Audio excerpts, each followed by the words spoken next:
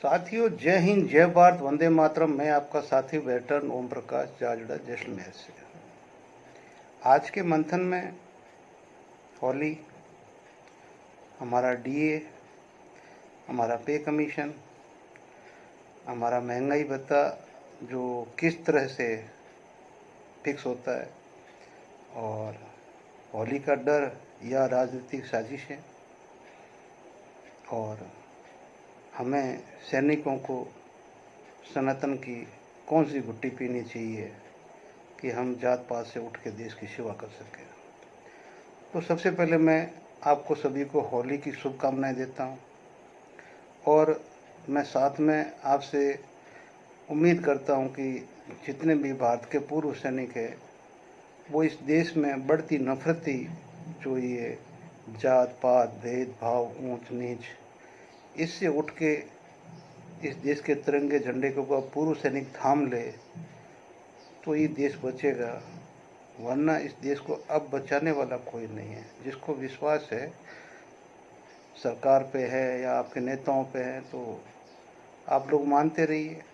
मैं एक आम इंसान बोल रहा हूँ, लेकिन आपको पता है एक आईपीएस आईएएस, कोई सेक्रेटरी सचिव प्रिंसिपल सेक्रेटरी, कोई एमएलए, कोई एमपी, कोई पीएम, कोई भी, वो सारे भी बनने से पहले आम इंसान ही थे, बनने के बाद खास हुए, लेकिन बनने से पहले वो आम ही थे। आपने उनके हाथ में झाड़ू देखा होगा कच्चे बनियान के अंदर। तो कहने का मतलब ये है कि जब आपको ओहदा मिल जाता है तो उसके साथ और भी बहुत कुछ मिल जाता है। आपका वन पेंशन आया, और मैं थोड़ा सा इतिहास में जाता हुआ कहना चाहता हूँ कि 13 के अंदर जब सेक्रेटरी मीटिंग हुई थी, सारे जो सरकार कांग्रेस के थी और सेक्रेटरीज की मीटिंग हुई थी, जिस मीटिंग के अंदर सबसे पहले कोश्यारी कमेटी को रखा गया था, और कोश्यारी कमेटी की जो रिकमेंडेशन थी सबसे पहले उस कमेटी में ओपन हुई थी। उस कमेटी के अंदर ये कहा गया था कि जवान जवान जवान जवान, यानी कि जवान को पहला ओआरओपी का हक है। उसके बाद में एनसीओ जो सीनियर वो भी बाद में, जेसीओ भी बाद में, अफसर तो बिल्कुल नहीं, अफसर नहीं। और इसी मौके को भुनाने के लिए इस चीज़ को कैसे भी करके और मैनिपुलेट करके इस में जो जितनी भी जो प्रस्ताव पारित हुए थे 13 की मीटिंग के, वो सारे 15 में शिफ्ट किए गए। 14 से बीएफ से पे अपना ओआरओपी दिया गया, लेकिन जो इनकी जो जितनी भी जो रिकमेंडेशंस थी वो सारी की सारी चेंज करके और प्रेजेंट जो सरकार है उसने अपनी लगा दी थी। और अभी मैं अपने लिए बोलता हूँ कि मैं हाथ जोड़ के माफ़ी मांगता हूँ कि सरकार की वित्तीय नीति और विदेश नीति दोनों से मैं एक आम इंसान हूँ, मैं सहमत नहीं हूँ। बाकी हो सकते हैं, आप होइए, ठीक है ना। आपके राम जी अवतार ले लेंगे या वो भंडार भर के आ जाएंगे, हमारे पास सोना इतना पड़ा हुआ, बहुत पता नहीं क्या क्या, हम तो बहुत ही मतलब सोने की चिड़िया आज भी है। लेकिन मानते रहिए आप, आपके देश के गरीब इंसान को रोटी कैसे मिल रही वो आके आप फील्ड में देखिए।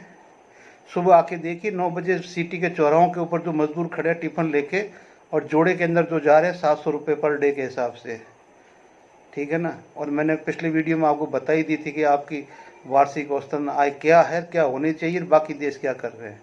मैं उस पर नहीं जाना चाहता हूँ, लेकिन अभी जो आपके साथ धोखा हुआ है ये आपका वन पेंशन को लेके, ये अधिकारियों को तो इन्होंने शामिल करना ही था, क्योंकि वही लोग थे जो आपको वोट पे कन्वर्ट कर सकते थे, और आप आराम से उनके पीछे चले, वोट में कन्वर्ट हो गए, और कन्वर्ट होने के बाद में उन्होंने अपना फ़ायदा पूरा उठा लिया। लेकिन आप कभी समझ नहीं पाए कि भाई ये जितना भी चीज़ हुआ है, इस चीज़ के अंदर सरकार ने आपको अपने पास से क्या दिया है।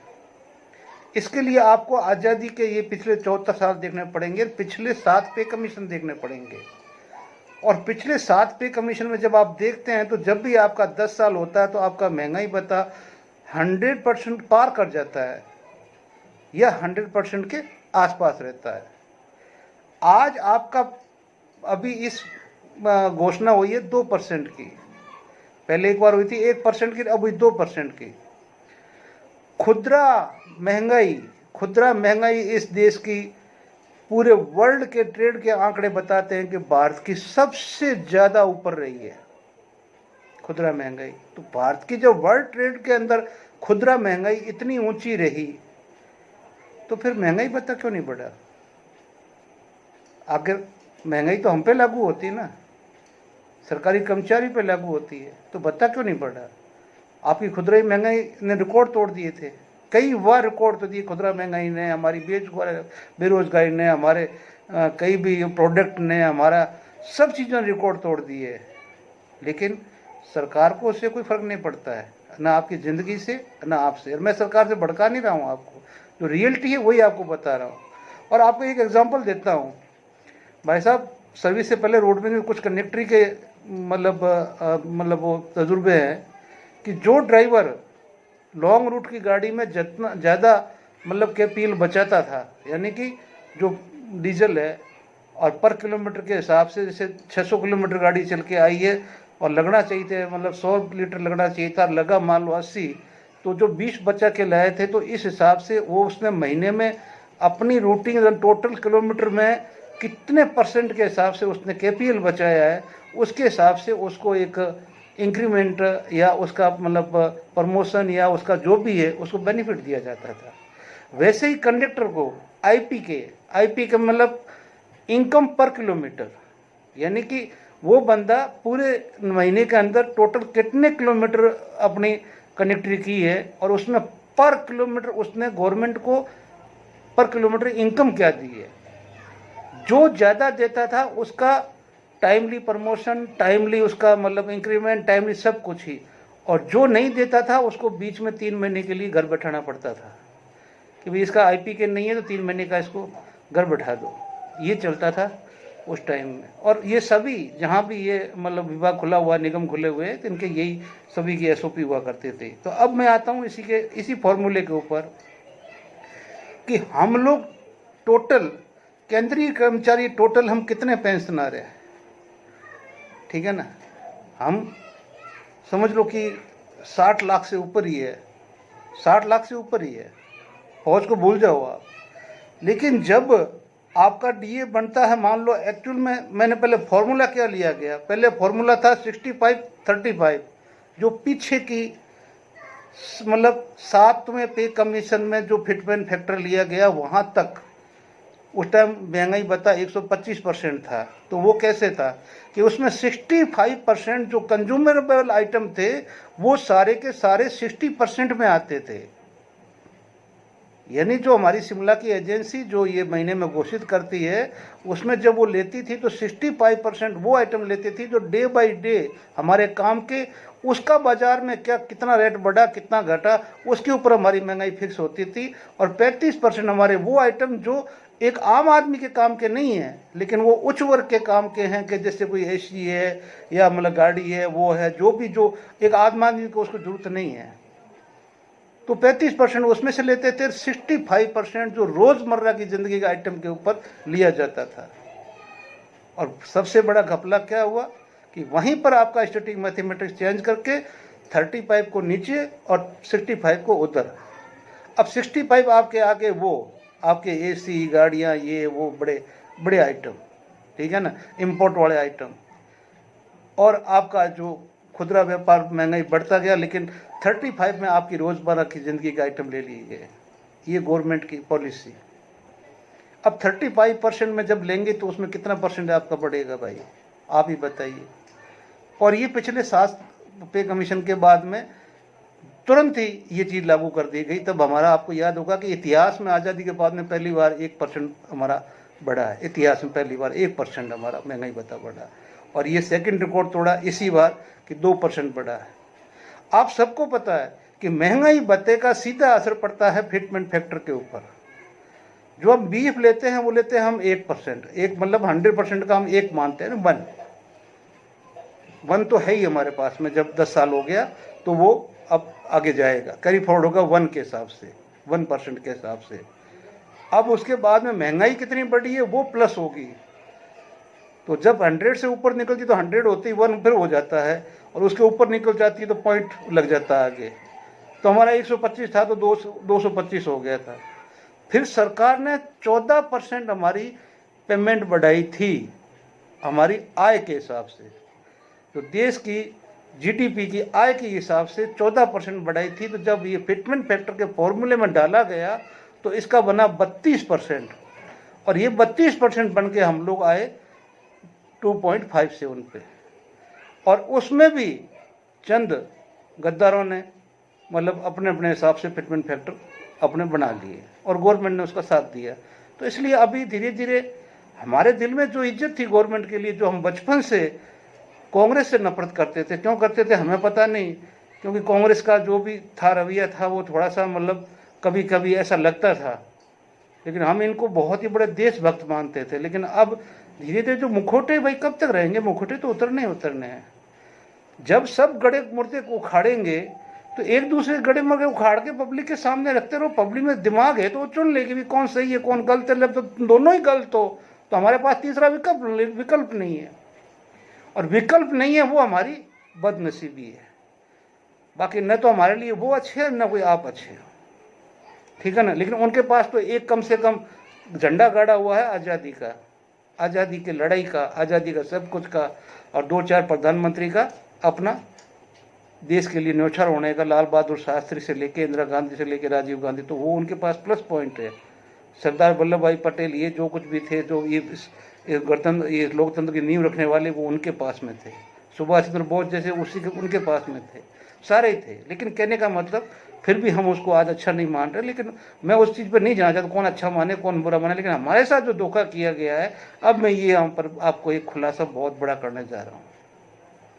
अब हमारा 65% को टाल के 35% में आ गए।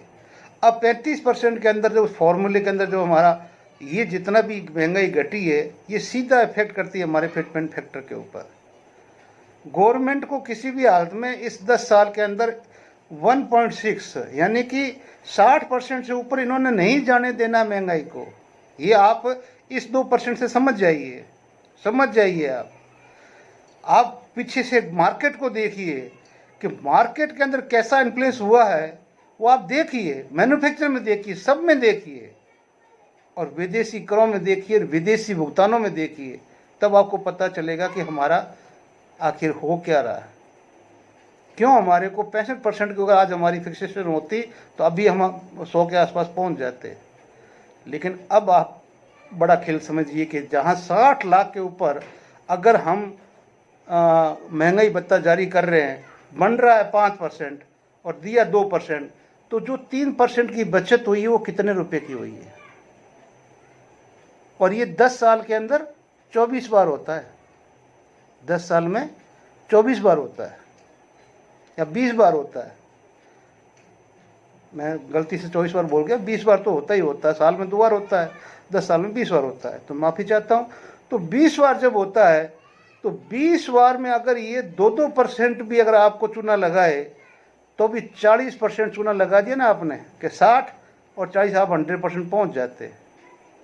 लेकिन अब आप सोचिए कि एक अपना जो 60 लाख कर्मचारी, केंद्रीय कर्मचारी के ऊपर जब आप ये परसेंटेज उस हिसाब से जब कैलकुलेट करोगे तो क्या निकलेगा, 13 सर तेरी जूती, 13 तुझको अर्पण क्या लागे मेरा।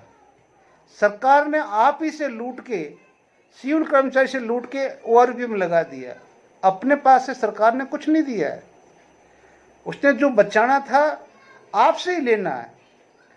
उसने आपको प्रत्यक्ष कर अप्रत्यक्ष कर दोनों लगा के आपको अच्छी तरह से ले लिया। मैं पीछे आपको एक विद्युत बिजली घर का दिखाऊंगा कि उसकी परसेंटेज गवर्नमेंट को भी जाती है, ठीक है ना। वो आपको दिखाऊंगा कि कैसे इन्होंने आपसे मतलब टोल से लेके हर चीज़। अरे मार्केट के अंदर चाय पत्ती लेने के लिए अंबानी भी जाता है, अडानी भी जाता है, ओम प्रकाश भी जाता है और एक मजदूर भी जाता है। लेकिन हम सब के ऊपर एक ही जीएसटी लगती है, लेकिन हमारी सबकी इनकम अलग अलग है। तो फिर जीएसटी एक क्यों भाई। जब मेरी किसी की इनकम ही per day 2 lakh 4 lakh dollar है और यहाँ पर इनकम ही मतलब पर डे 500 400 300 या 1000 रुपये है, तो जीएसटी वो सेम ही दर से लगती है आपको। तो ये कहने का मतलब है कि सारा का सारा पैसा आपसे लेके आपको OROP के अंदर फिक्स कर दिया। अब आप 97% थे तो आपको 3% में निपटा दिया, और बाकी जो उनका साथ दिया कि हम मरते दम तक साथ देंगे आपका, फौज हमारे अंडर में है, हम फौज खड़ी होगी, जो पूर्व सैनिक हम लाएंगे, चाहे सेवा परिषद के थ्रू लाए, चाहे ABVP के थ्रू लाए, चाहे कैसे भी लेके आए, चाहे उनको कुछ भी बनाए, लेकिन हम लाएंगे। तो वो लाए, और आज गवर्नमेंट के अंदर हमारे डिफेंस का बहुत बड़ा हाथ है, गवर्नमेंट को बनाने में, चलाने में, और उसके हर फैसले में हाँ के साथ आगे बढ़ने में, जो कि आने वाले भविष्य में हमारे आने वाले पेंशनरियों के लिए बिल्कुल फांसी का फंदा है। उनकी बहुत बुरी गत होगी, अभी समझ जाएंगे तो बात अलग है। तो हमारा पैसा ही हमारे ऊपर हमें दिया गया है, गवर्नमेंट ने अपने पास से कुछ नहीं दिया। अगर आज गवर्नमेंट हमारे को सही अगर हमारा महंगाई बता देता तो हम अभी 100% से ऊपर होते। और ये चीज़ आपको विश्वास नहीं है तो आप गूगल पे मारिए, और आप गूगल पे देख लीजिए, कंपैरिजन कर लीजिए पिछले 6 पे कमीशन से, आपको पता चल जाएगा कि आप 7 से ही कर लीजिए कि भी आपके वो महंगाई भत्ता कैसे निकला है। जबकि उस टाइम 70 रुपया बैरल था, आज भी 70 रुपये बैरल तेल है। उस टाइम क्या रेट था, आज क्या रेट है, गवर्नमेंट आपसे वसूल रही है, और करोड़ों अरबों रुपए के अंदर वो आपसे वसूल करके गवर्नमेंट के खाते में जा रहा है। अगर 40 रुपये 50 रुपये पर लीटर अगर मान लो देश के पास में अगर ये लीटर डीजल और पेट्रोल आ रहा है, तो वो आज 100 रुपये के हिसाब जा रहा है, तो वो बाकी का बीच का पैसा किसके पास जा रहा है, गवर्नमेंट के पास जा रहा है। मैं इसलिए आज वित्तीय मामले बात कर रहा हूँ कि ये आपके साथ में बहुत बड़ा धोखा खेल के, और अब ये चाहती है कि इनको आगे पे कमीशन के अंदर भी एक अच्छी सी लात मारनी है, और वो लात है आपका फिटमेंट फैक्टर। अब यहाँ मैंने आपको बता दिया कि 7वें पे कमीशन में जब 14% बढ़ोतरी की गई हमारे GDP की, तो 14% हमारे को बढ़ोतरी पेमेंट की गई, तो वो हमारा पे कमीशन फिट फैक्टर में 32% बना। अब एक 1.6 हमारे पास में है। अब गवर्नमेंट के ऊपर डिपेंड करता है कि गवर्नमेंट हमारे को कितना परसेंट बढ़ाएगी। गवर्नमेंट जो बढ़ाएगी उस परसेंटेज का फिटमेंट फैक्टर में जब परसेंट बढ़ेगा, तब आपको पता चलेगा कि आपको 2 मिलता है, 2.9 मिलता है, 8 मिलता है, 2.5 मिलता है, 86 मिलता है, 2.3 मिलता या 3 मिलता है। जो मिलता है वो गवर्नमेंट की बढ़ोतरी के ऊपर डिपेंड है। मुझे नहीं लगता कि गवर्नमेंट के सब कमाऊ सपूत जिनका अपना काम बन रहा है, उनका सभी का पेमेंट इतना बढ़ा दिया है कि अगर उनको 1% DA मिल जाएगा तो भी उनका DA बन गया। तो वो क्यों हम आपके DA की बात करेंगे, और ना हम कर रहे हैं। हम तो बस आपस में लड़ेंगे। FU वाले फेल हो गए, ठीक है ना, इनका संगठन बिखर गया, ठीक है ना।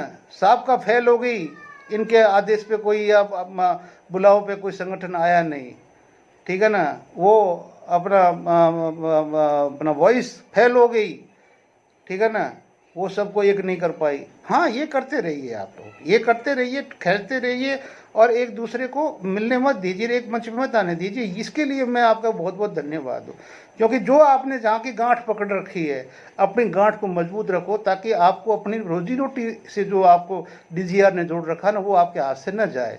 जिस दिन आप उसके अगेंस्ट में बात बोलोगे, DGR लात मार के आपको बाहर निकाल देगा। इसलिए अपने सेवा परिषद में घुसे रहो, ठीक है ना, अपने सेवा परिषद में घुसे रहो, अपने DGR में घुसे रहो, अपने सरकार के वो जो भी है अपना भारतीय जो ABVP है या परिषद है या कुछ भी बनाया हुआ है, ठीक है ना, भाजपा का और कांग्रेस का, तो वो उसमें घुसे रहो और चलते रहो। तो इसलिए मैं ये बोल रहा हूँ कि गवर्नमेंट के धोखे की वजह से आपका 8वां पे कमीशन गड्ढे में जा रहा है। जब तक आप सारे कर्मचारी, चाहे सैनिक है चाहे सिविलियन है, खड़े नहीं होगे, सरकार से नहीं पूछोगे कि जब खुदरा महंगाई हमारी इस तरह से गुजरी 10 साल के अंदर, तो हमारा महंगाई भत्ता इस तरह से क्यों गुजरा है, इसका कारण हमें बताइए। और या फिर हम इस चीज़ को लेके इसका वेरिफिकेशन सुप्रीम कोर्ट के थ्रू हो कि ये महंगाई का हमारा ये घपला क्या है। सुप्रीम कोर्ट की एक ऑडिट कमेटी इसका ऑडिट करे कि भी ये आखिर क्या चीज़ था कि जिसके अंदर हमारा महंगाई भत्ता नहीं बढ़ पाया। जबकि वर्ल्ड के अंदर सबसे बड़ी उथल पुथल हमारे हिंदुस्तान के मार्केट के अंदर रही है, और अभी तो हम गर्त में जा चुके हैं। यशवंत सिन्हा और वो आडवाणी जी वैसे ही वो मार्गदर्शन में नहीं गए थे, जब उन्होंने पहले ही बोल दिया था कि मोदी जी अगर इस नीति पे चलोगे तो तुम्हारा रुपया कहीं का नहीं रहेगा। तुम यहाँ स्टैटिक मैथमेटिक्स के फॉर्मूले बदल दोगे, लेकिन वो वर्ल्ड की इकोनॉमी के अंदर काम नहीं आएगा। जब तुम्हारा रुपया टूट जाएगा तो फिर तुम्हारे पास पैसा देगा कौन? आज वो 10 साल के बाद में ही साबित हो गया है कि तुम्हारा रुपया कहाँ चला गया और तुम्हारे फॉरेनर एफडीआई तुम्हारी कहाँ चली गई, और तुम्हारे पास ठन ठन गोपाल है, कुछ नहीं है। खाली डिब्बा, खाली बोतल, ले ले मेरे यार, खाली से मत नफरत करना, खाली सब संसार। और ये अभी आपको 8 पे कमीशन में दिखाई दे जाएगा, तब मेरी बात आपको याद आएगी कि अरे यार बंदा बोल तो सही रहा था। एनीहाउ चलो भाई, अब महंगाई का होगा। अब मैं होली का अंदर अभी 10 दिन नहीं 1 महीने से एक हवा चल रही था कि होली के ऊपर देश के अंदर बहुत बड़ा गृह युद्ध छिड़ने वाला है। सारी टीवी के ऊपर सुबह से लेकर शाम तक यही चल रहा है कि बस हिंदू मुस्लिम, हिंदू मुस्लिम, हिंदू मुस्लिम, ईद जुम्मा, ईद जुम्मा, ईद जुम्मा, हमारी होली 14 तारीख की। अरे हम मूर्ख है कि नहीं है? सनातनी है। हमारी होली जो एक्चुअल होली हमारी होती है, जो हम होली का दहन करते हैं, वो तो हम 13 तारीख को रात को ही मना लेते हैं भाई। जो हमारे जो ज्योतिषी में वो कहा जाता है, तो ये जो हमारी होली का त्यौहार है, जैसे दीप हमारे होता है दीपावली का, कि दीप हमने ज्वलन कर दिए, उसके बाद में हमने लक्ष्मी पूजन कर लिया तो हमारी दीपावली हो गई।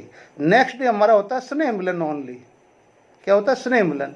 उस चीज़ को मतलब राजनीतिक दलों ने क्या बना दिया भाई स्नेह मिलन को, और होली को बोलते हैं दुलंडी यानी राम राव।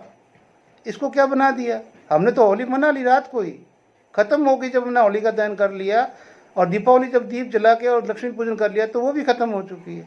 अब नेक्स्ट डे रहा सिर्फ स्नेह मिलन, एक दूसरे का मुंह मीठा कराना, राम राम करना, गले लगाना। दीपावली के दिन सीधे मिलते हैं और यहाँ पर थोड़ी सी अबीर गुलाल लेके मिलते हैं। और हमने अपने बचपन में जो हमारे जो मुस्लिम चाचा थे, उनकी दाढ़ियों के अंदर, हम बच्चे थे और उनके दाढ़ियों के अंदर फेंकते थे, कभी हमारे को उन्होंने थप्पड़ तो नहीं मारा। आज ये नफरती चिंटू कहाँ से हो गए? कहाँ से आ गए ये? अरे सनातनियों, आज मैं तुम्हें चैलेंज करता हूँ कि जब 65 करोड़ तुम लोगों ने एक जगह डुबकी मारी है, तब न ऊंच था, न नीच था, न जात था, न पात था, न दलित था, न स्वर्ण था, कुछ भी नहीं था।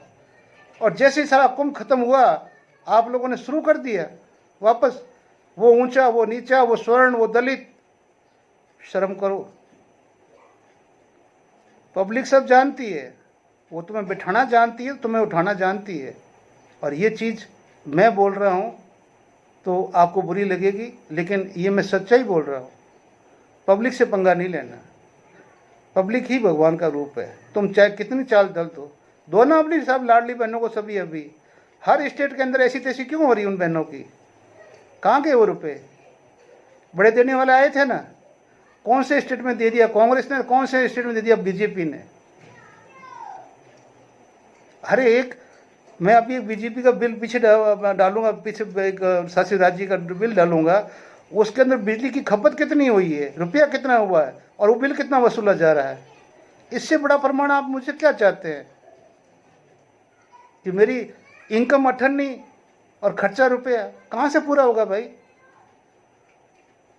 तो मत रखिए उम्मीद, ठीक है ना। अपने नसीब से समझौता कर लीजिए। क्यों कि ना गोदी मीडिया बोलेगा, ना सोशल मीडिया के ऊपर बोलने वाले के ऊपर। पर अभी आज हमारे वो रविंद्र शेखावत के ऊपर ईमेल है, वो आ गया, तो हमारा कपिल बोल रहा है ये आ गया, उसकी संतावना जाहिर कर रहा है। अरे कपिल, तू भी सुन ले मेरे इस वीडियो को, मतलब अगर कहीं सुनता है तो। तूने मुझे कितने वीडियो भेजे थे ये अपने इसके विरुद्ध में, रविंद्र के विरुद्ध में, अपने डाले हुए। आज तेरे को तो खुश होना चाहिए, डपली लेके चंग बजा के तेरे को तो नाचना चाहिए कि रविंद्र फौजी को ये चीज़ मिल गई है। शायद देश के हर कोने से सबसे पहले रविंद्र फौजी के पास वीडियो क्यों जाता था? क्योंकि वो उठा के सरकार को, फौज को, या जिसने किया है उसको उठा के सीधा धार पे रखता था। इसलिए तेरी तरह दिन के अंदर 4 जो होते हैं ना मुहूर्त, 4 मुहूर्तों में अपनी आवाज़ चेंज नहीं करता था वो। इसलिए ठीक है ना, सच्चाई दबेगी। इस सरकार के अंदर सच्चाई का कोई वजूद नहीं है, ठीक है ना, वजूद नहीं है और न रहेगा। इसलिए मैं अभी धीरे धीरे, मेरे दिल में तो भाई नफरत क्यों हो रही है? क्योंकि तुम्हारे कामों से हो रही है। चुना तो हमने है ना, अपने दिल से चुना है, वोट दिए, सब कुछ दिए, वोट दिलवाए हैं, भागे हैं, दौड़े हैं, सब कुछ किया है। लेकिन तुमने कर्म वो कर दिए कि उस कर्मों के साथ हमने अपने कर्म करके आप अपने आप को पापी नहीं कह सकते हम लोग। तुम लोगों ने आम आदमी का जीना हराम कर दिया, आम आदमी का, ठीक है ना। तुम्हारी रोडे मंदिर ये हमारे बंदों को रोटी नहीं ला के देगी, उसको अपना मजदूरी सुबह से शाम तक करता रहेगा। अरे आम मजदूर सुबह शाम, हिंदू मुस्लिम सारे मजदूर जब काम करते हैं तो आपस में कभी उनकी लड़ाई नहीं होती है, ठीक है ना।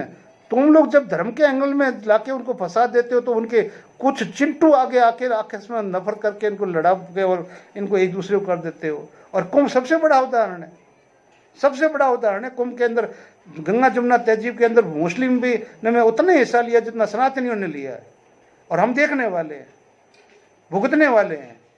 मत सिखाइए हमारे को, इसलिए मत चलो हमारे साथ चाल, ये चाल बहुत महंगी चलेगी। और इसलिए बोलो इस गहरी चाल को सरकार तुम बंद कर दो, और पूर्व सैनिकों इस गहरी चाल को समझ जाओ तो बढ़िया है। एक हो जाओ, और एक हो गए आगे बढ़ोगे तो मिल जाएगा। और हम तो सच बोलेंगे, अभी भी किसी का दिल साफ नहीं है, एक होगे काल से। तुम्हारा जिस दिन दिल साफ होगा ना, उस दिन तुम्हारे चेहरा बता देगा, तुम्हारी आवाज़ बता देगी। और नहीं तो तुम्हारा स्वार्थ है जो बोलता है ना, चाहे वो कोई भी संगठन हो, सीधी सी बात है, अपनी डफली अपना राग है। जय हिंद, जय भारत, वंदे मातरम। मिलते हैं अगले वीडियो में। साथियों गौर से देखना, ये जोधपुर विद्युत निगम वितरण लिमिटेड है, ये मेरे घर का बिल है, ठीक है ना। अब आप यहाँ पर एक चीज़ देखेंगे, औसत मासिक उपभोग क्या बताया, 328 यूनिट बताया है। वर्तमान पठन तिथि बताइए 1/2/2025, और गत थी 1/1। अब गत पठन और पठन दे दिया। अब यहाँ पर आगे कुल उपयोग जो हुआ है इस महीने मेरा 105 यूनिट हुआ है, और 105 यूनिट का ये जो आया है 595 रुपये मेरा ये हुआ है, 595 रुपये। लेकिन आपको देख के ये आश्चर्य होगा कि आगे विद्युत खर्च यानी कि 595 है, लेकिन ये स्थायी शुल्क 400 रुपये है, फ्यूल सरचार्ज 158 रुपये हैं, विद्युत शुल्क और अलग से, ये कौन सा शुल्क है पता नहीं है, ये 42 रुपये है, नगरीय उपकर 1575 हो गया है। यानी कि 595 के बिल को 1211 रुपये बना दिया। और अगर टाइम से नहीं भरोगे तो आपको इसको है जो 1234 रुपये भरना पड़ेगा। तो 500-600 का मतलब 1200 सीधा ही, 600 का 1200 से पार, यानी कि 55% बढ़ा के 55% बढ़ा के आपका बिल प्रोड्यूस किया जा रहा है। भाई ये कौन सा न्याय है, आप ही देख लीजिए। ये सबके साथ हो रहा है, हर स्टेट में हो रहा है, ये सेंट्रल गवर्नमेंट की पॉलिसी है। और वही मैंने आज एक क्लिप भी चढ़ाई थी इसके अंदर कि जो नए मतलब जो मीटर जो आए हैं अभी, और बोले कि ये मल्टी मीटर लगाओ और ये एडवांस मीटर लगाओ, जिसके अंदर देखना बीच के अंदर अडानी का खुद का अपना नाम इम्पोज हुआ है। देख लो, ये स्थिति है इस सरकार की। आगे देखो, हमें तो जीना है तो करना ही पड़ेगा, बढ़ना पड़ेगा। जय हिंद, जय भारत, वंदे मातरम।